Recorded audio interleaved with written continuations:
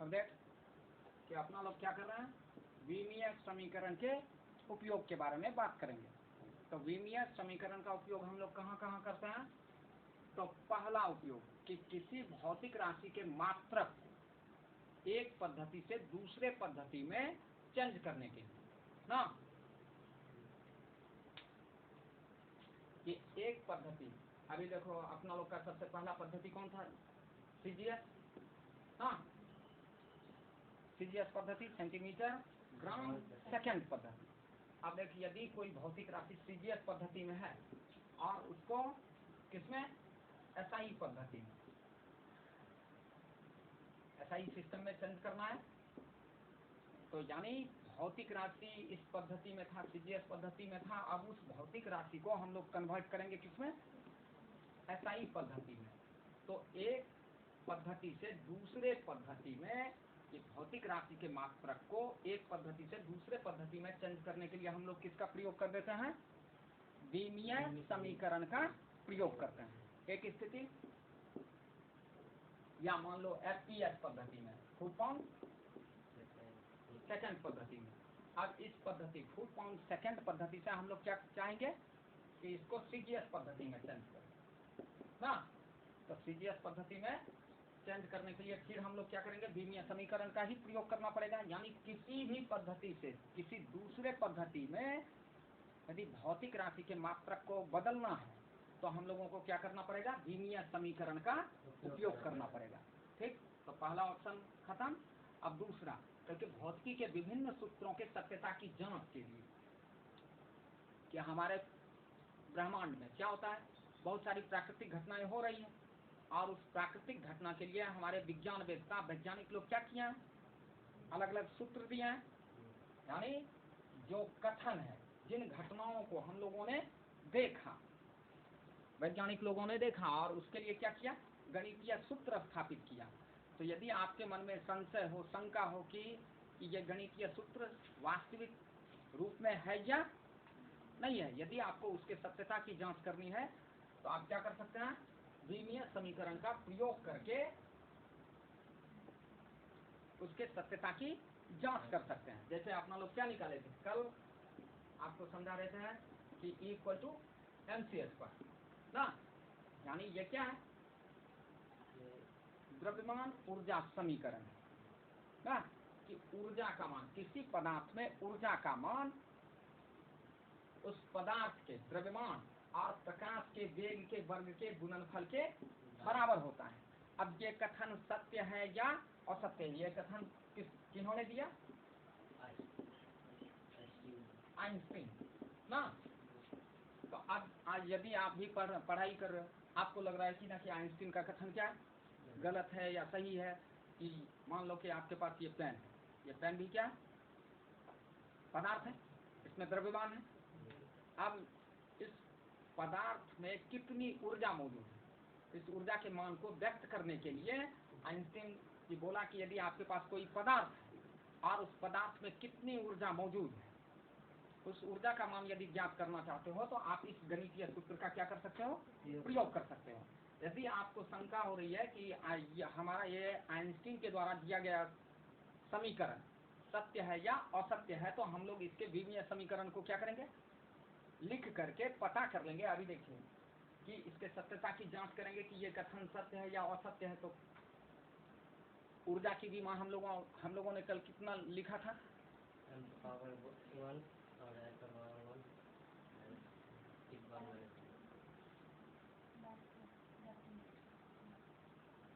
कल हम लोग विमीय समीकरण में ऊर्जा के लिए, ऊर्जा का मात्रक क्या होता है, जूल, और इसके लिए जूल के लिए विमा कितना लिखे थे, m⁴ m l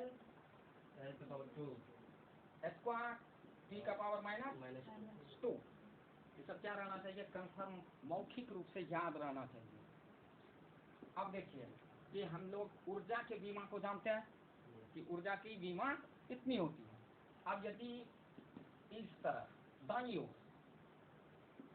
ये क्या है, तो भौतिक राशि के रूप में सूत्र है, ऊर्जा भौतिक राशि है ना, द्रव्यमान भौतिक राशि है, और वेग, प्रकाश का वेग, वेग भी क्या है, भौतिक राशि है। अब इन भौतिक राशि के मात्रक को पहले जाने, तो ऊर्जा का मात्रक जूल होता है, और उसकी बीमा हम लोगों ने ज्ञात कर लिया है कि mL²T⁻²।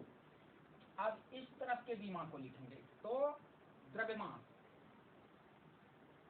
यहाँ भौतिक राशि द्रव्यमान है, और भौतिक राशि द्रव्यमान के लिए हम लोग क्या लेते हैं, बीमा m ना। उसके बाद अब वेग है, ये प्रकाश का वेग है, और वेग में कौन कौन मौजूद है, विस्थापन और समय, यानी लंबाई और समय, ठीक। और इसका घात 2, वाह। अब देखिए अब देखिए वैल्यू कितना प्राप्त होगा, जब इसका घातांकीय मान सरल रूप में लिखेंगे तो L का पावर 2 और T का पावर 2। अब इसको जब हम ऊपर लेके जाएंगे, बराबर mL का पावर 2 और T का पावर नीचे रहने पर क्या है, डिनोमिनेटर में रहने पर प्लस में 2 है, इसको न्यूमरेटर बनाएंगे तो माइनस में 2, तो T⁻⁻2 ना। अभी देखिए, अब हम लोगों के बाएं पक्ष और दाएं पक्ष दोनों पक्ष की बीमा क्या हो गई, समान हो गई।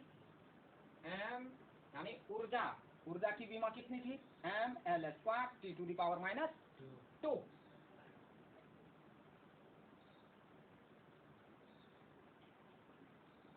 और दाएं पक्ष की बीमा भी कितनी हुई,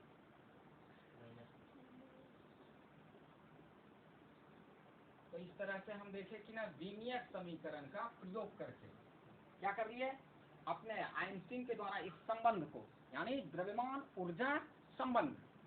ऊर्जा संबंध को सत्यापित कर लिए कि ये क्या है, ये भौतिकी का ये सिद्धांत क्या है, सत्य है।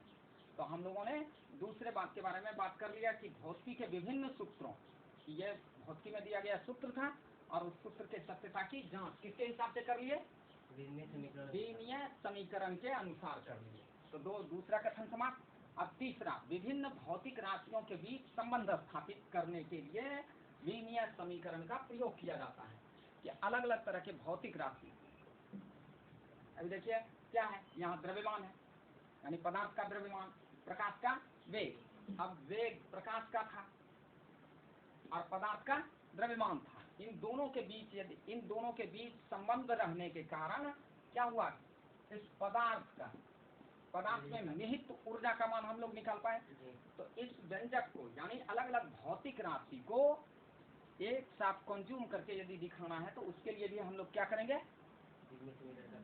बीमीय समीकरण का प्रयोग करके हम लोग उसके संबंध को क्या कर सकते हैं, ज्ञात कर सकते हैं, सत्यापित नहीं, ज्ञात कर सकते हैं कि इन भौतिक राशियों के बीच किस तरह का संबंध है। तो तीनों बात क्लियर।